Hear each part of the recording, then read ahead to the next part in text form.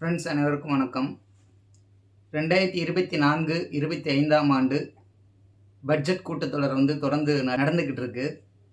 அந்த பட்ஜெட் கூட்டத்தொடரில் ராகுல் காந்தியுடைய பேச்சு மிகப்பெரிய அளவில் மற்றவர்கள் பேசும்படியாக மிகச்சிறப்பாக பேசியிருக்காரு. அதை பற்றி பல யூடியூப் சேனல்ஸ் நிறைய செய்திகளை தொடர்ந்து கொடுத்துட்டே இருக்காங்க மக்கள் மத்தியில். ஆனால் அவர்கள் கொடுக்க தவறுகின்ற சில விஷயங்களை பற்றி நாம் இங்கே பார்க்கலான்னு இருக்கோம். அதிலும் குறிப்பாக கல்வி கடன் அப்படிங்கிற பெயரில் ஒரு 1,20,000 கோடி ரூபாய் ஒதுக்கப்பட்டிருக்கு. இந்த ஒரு ஆண்டுக்கு மட்டும் மாணவர்கள் உயர்கல்வி கற்பதற்கு அரசாங்கத்தினால் ஒதுக்கப்பட்ட தொகை 1.20 லட்சம் கோடி.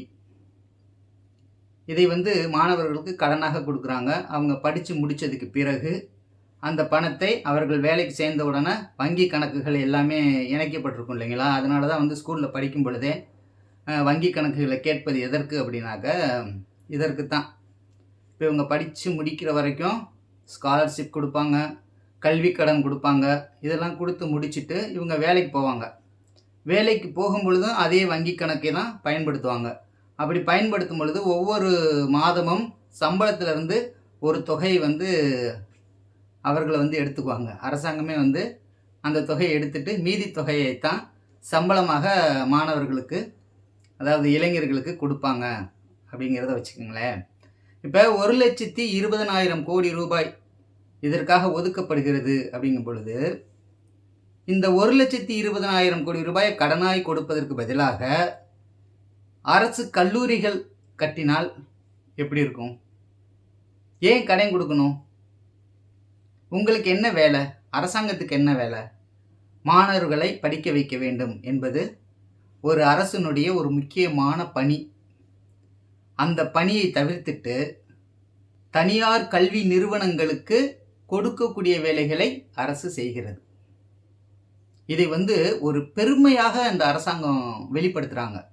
நாங்கள் எங்களுடைய ஆட்சியில் இந்த ஆண்டுக்கான பட்ஜெட்டில் 1,20,000 கோடி ரூபாயை தனியார் கல்வி நிறுவனங்களுக்கு நாங்கள் கொடுக்க போகிறோம் அப்படிங்கிறத ஒரு பெருமை மிக்க ஒரு விஷயமாக பேசிக்கிறாங்க.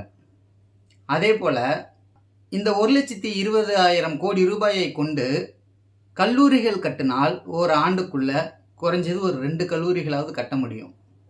அப்படி கட்டினாங்கனாக்கா அதில் படிக்கக்கூடிய மாணவர்கள் அனைவருக்கும் இலவசமாக கல்வி கொடுக்க முடியும்.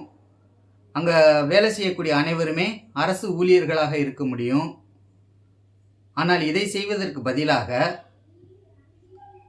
கல்வி கடன் என்கின்ற பெயரில் தனியார் கல்வி நிறுவனங்களுக்கு 1,20,000 கோடி ரூபாயை கொடுப்பதற்கு இந்த அரசு தயாராகிவிட்டது இந்த ஆண்டுக்கு.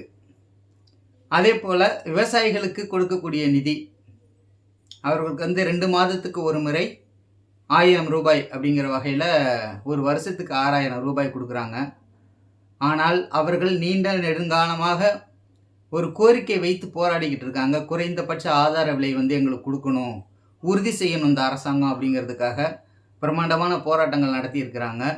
வர ஆகஸ்ட் 15 அன்று கூட ஒரு டிராக்டர் பேரணி நடத்த போகிறோம் அப்படின்னு சொல்லியிருக்கிறாங்க. ஆனால் அதை பற்றி எந்த ஒரு கருத்தையும் இந்த அரசு பேசவே இல்லை.